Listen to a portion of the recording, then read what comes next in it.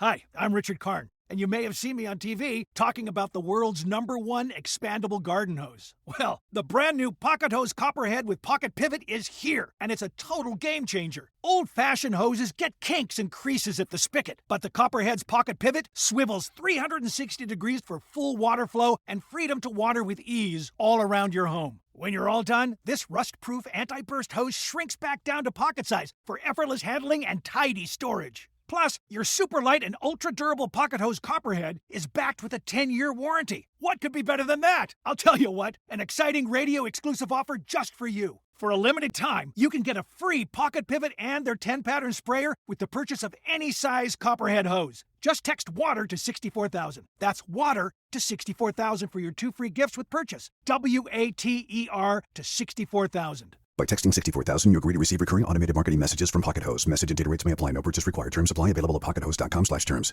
The following is a Red Apple Podcast Network presentation. They say this is a big rich town. I just come from the poet's part. Bright light, city life, I gotta make it. Welcome to Dominic Carter's podcast. This is Dominic Carter's City Hall. Now, here's Dominic Carter.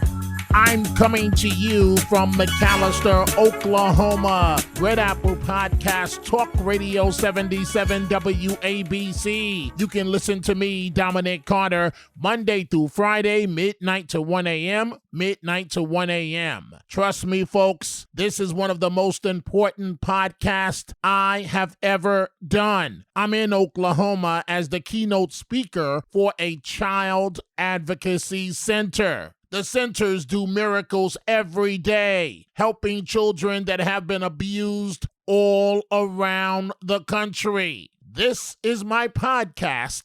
Let's go. I don't really talk about it, but I have gone through a lot of trauma in my life. A mother that suffered from severe mental illness, child abuse, foster care, childhood sexual abuse, no father, and the only man in my life was my heroin-addicted grandfather. But here is the silver lining. Society has come a long way. Now we have child advocacy centers to help such kids. Here in McAlester, Oklahoma, the Child Advocacy Center is named Ryan's House. In your community, wherever you are listening to this from, around the country or in Canada, the Child Advocacy Center has a different name, but trust me, it's there in your community doing God's work, helping children that have been abused or children that have been sexually abused. It's a difficult job to get children to express themselves on this issue and to not be forced to tell their horrible story over and over and over again. With me is the executive director of Ryan's House here at this Child Advocacy Center, the lovely Jessica Whitman. Thank you for joining us. Thank you for having me. So I want to ask you this. One, the broader community listening to us right now, New York, New Jersey, Connecticut, Pennsylvania, Virginia, the entire country. What exactly is a child advocacy center? And you and I know why it's important, but explain to the broader public why they should care. Okay, that's actually a great question. So child advocacy centers play more like a central role for child abuse investigations. So we are the place where investigators, child welfare workers, prosecution teams, really anyone on that investigation team meets. It's the place where the child comes for forensic interviews, child advocacy programs. It's the place for children to have the least traumatic experience as possible when telling their story or talking about their experience of abuse. So children that have been abused. Yes. And this is a very important topic. Tell us why. Well, people don't understand, I don't think, that how prominent abuse is. There's multiple types of abuse. They range from many types of different things, neglect, physical. There's a whole spectrum of abuse. And it's in every community. It wasn't until I got into this field that I realized how prominent it was. You see stories and you watch movies or read papers and you think it just happens maybe to 10% of the population, and that's not the case at all. I would say about 70% has experienced some type of abuse. And the children in these situations, oftentimes the perpetrator is someone they know. Absolutely. It's most often someone they know, a family or a family friend. So we are here in McAlester, Oklahoma. And what type of services does Ryan's House Child Advocacy Center offer specifically to the community? So the forensic interviewing is the main one. Like I said, the children come to us for that. And we are the central hub. So that means that the child has that safe place. We testify on behalf of them in court situations. So that's our main service that we provide for them. And then also the advocacy program. So if these children need mental health referrals or medical referrals, we're there for that as well. We are the middleman. We are that child's the advocate. That is the best word for it. We make sure they get every service they need. When I was at the Child Advocacy Center in Wichita, Kansas, not far from here, I guess about an hour and a half, 2 hours drive. I'm not exactly sure. It's not too far. Okay, not too far. They offer daycare services once a week for parents that are stressed out. Are there any services like that for parents, or is it just specifically here for the kids? Specifically here, it's just for the children right now. We are hoping to expand our center to actually outreach into the schools and to even develop a curriculum about body safety and to do trauma-informed care approaches with teachers and educators and things of that nature. And then even support groups for parents and caregivers of the victims of abuse. And we are chatting with Jessica Whitman, who is the executive director of Ryan's House in McAlester, Oklahoma, where we are coming to you from right now. So to people in the New York tri-state area, teach us, Jessica, what are some of the things about Oklahoma that perhaps people may find interesting? Well, other than my accent, which you've probably already noticed, every time I go out of state, that's the first thing they do notice. We actually are a really close-knit state. I feel like, even through my work, it's everyone knows everyone. And that's kind of a beautiful thing about our state. But again, on the flip side, that could be a bad thing because of the work that we do. We see the abuse numbers or I guess I call it the spider web effect. We see a lot of victims that are attached to other families that were also victims and things of that nature. So, but no, Oklahoma as a state is, we just know everyone. And every road connects to a dirt road I'm telling you. I've noticed there are lots of restaurants and lots of casinos. Lots of restaurants and casinos. So we live in the Choctaw Nation territory here right in Pittsburgh County. Well, obviously our entire state is Indian Nation territory. And every time you cross the line into Indian Nation territory, you're going to find a casino. There's a lot of them. And you have a large Native American population as well. Absolutely, we do. And actually, our tribal police and tribal detectives they're on our MDT team, along with child welfare and everyone else we discussed. But I think it was over 65% of cases that we've seen have been tribal children. And so we're actually able to provide additional services to these children because of the collaboration with the Choctaw Nation and the tribal services they provide. So we're actually very blessed and very fortunate to be where we are. So, Jessica, why do you do of Ryan's House, a child advocacy center in McAlester, Oklahoma? Why do you do what you do?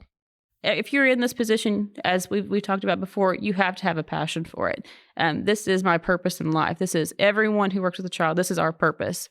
You don't go into this field for a paycheck. You don't go into this field for any other reason besides trying to help a child work through trauma and see that hope. And that's our goal this year, is to become a more hope-centered CAC. We're trying to push hope onto every child, not just children of abuse, but to every child in the community. So that's the main reason why we're here. We are here to get these children through their trauma and do it in the less traumatic experience way possible. So there are child advocacy centers around the country.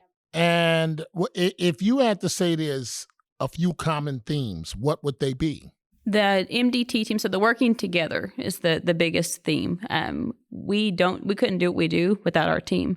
We collaborate on a daily basis with prosecution, everyone I've named. I mean, that's the most common theme you will see at any CAC is that we are that central hub for the rest of the team members too. And so that includes police, yes, nurses, yes, doctors, counselors, our mental health professionals. Like I said, the investigators, child welfare, even permanency planning for children. So we monitor children even after they've been placed in long-term homes. It's not we don't stop working for the kids, even after they found a safe home. We're there long-term. It's almost like a one-stop shop for kids that have been sexually abused or dealing with abuse? Yes.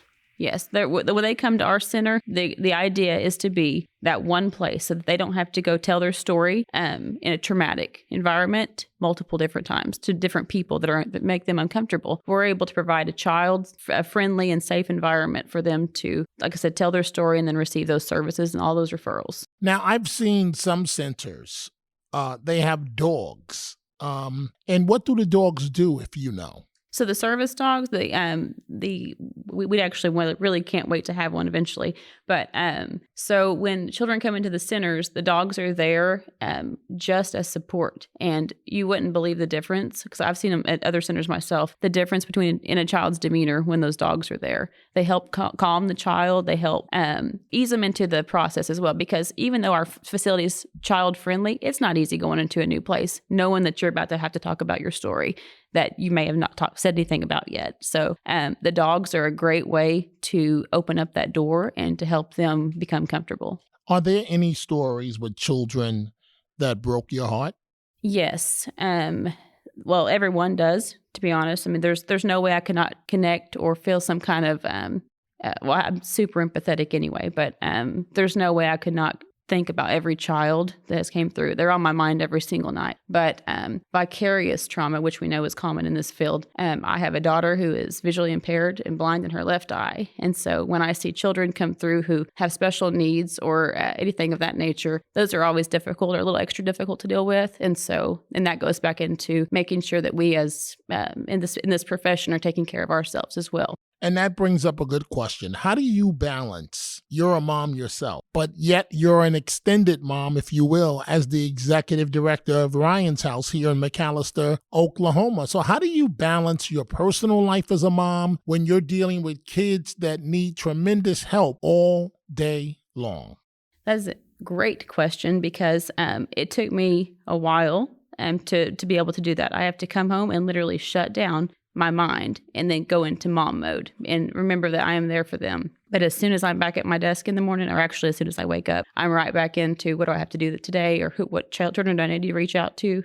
But it comes down to having to find a way to shut your mind down, because you cannot let both worlds live together, or it just wouldn't work. It would be miserable. Do you ever receive telephone calls in the middle of the night? I'm on call 24/7. So yes, we've had, so if there's a severe case, as in sexual assault or something of that nature that requires a medical exam, we come in anytime, or any other type that requires a child needing a safe place, then our center is that place for them. So yes, I'm on call 24/7, and just like our welfare workers and our law enforcement officers. We are wrapping this up, but I do have to ask you this. So it's adult. When an adult woman has to go through a rape kit, mm-hmm.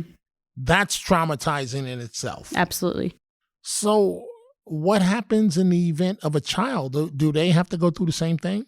They do. It's not in a hospital setting. It's in our facility. Actually, the CAC is the location for the SANE exams or any of the assault exams. And the child comes in, and again, we try our best to provide that child-friendly environment. We provide clothing, even toys, or depending on what the age is. We try to provide any type of comfort items for them for after the procedure's done. But yes, we are the location where these assault exams are done. Is there anything that I didn't ask you that you feel the public needs to know about children advocacy centers? I don't think the public realizes how hard we search for funding and for support, because it is daily struggle to make sure that we have a budget that's not only we only have 2 individuals at our facility right now working everything I've just talked about. So it is a daily struggle to find grants and to let the public know, or our community know, how much support we need. From, it could be office supplies to exam kits, or even the curriculum I was talking about. Everything requires money, of course. The exam kits are very expensive. There's nothing cheap in this world as far as law enforcement or evidence collection and things of that nature. Wow. So the financial aspect is tough. That's a very tough one. That's the hardest part about being a nonprofit. And so that's a good deal. So besides being a mom in your personal life, besides being a mom and a executive for a children advocacy center, you've also got to put on your fundraising hat and make sure that the money comes in. Yes, I never thought I would try to be a salesperson growing up, but I feel like that's the role I've stepped into, is trying to show people what we do at the center. And I'm always out there talking about Ryan's House and to advocate for our center myself and why we need these funds. So my last question, being here in McAlester, Oklahoma, I've seen African Americans, whites, Native Americans. I'm told that you have a large Hispanic community. Are you dealing with kids in terms of from all those different communities? Absolutely. Like I said, our larger percentage, and I'm sorry I don't have statistics right in front of me right now, but I do know that I think it was over 60% were tribal children, and then the rest were filtered in there as well. We've seen children from every culture, and it's like I said, it's still mind-boggling because I'm from this community and had no idea what really goes on. So let's close this way. Tell me something good about the state of Oklahoma. The best thing has actually been brought to my attention in the last few weeks, and that is that teamwork. I have had everyone from every agency reaching out to me to let me know that they are there to support me and to and I think that goes through everything. That's not just the advocacy centers. We are such a helping state. We want everyone to succeed. You don't have information in front of you, but off the top of your head, is there a website or way that the public listening to you right now can donate to Ryan's House, or to your organization, or perhaps a larger group, but where the money would funnel down to Ryan's House? Yeah, so we're actually working on getting our new website up. We just got a new location, and that's going to be at ryanshousecac.org. And then we also have PayPal, where most of our donations come through, which is the Pittsburgh County Child Abuse Effort. It's labeled PC Care for short, but again, anyone can always reach out to me as well. Jessica Whitman, thank you so much for joining us. I had a lovely time in town here in McAlester. I wish that me, my wife, and my son Dominic, I wish that we were here longer, but you're a wonderful person. Thank you for the hospitality. Thank you, more importantly, for what you do on behalf of children. Thank you for coming all this way to share your important story and everything that you've spoken about today. We're very blessed to have you here. Again, Jessica Whitman, the executive director of Ryan's House, a child advocacy center here in the great state of Oklahoma.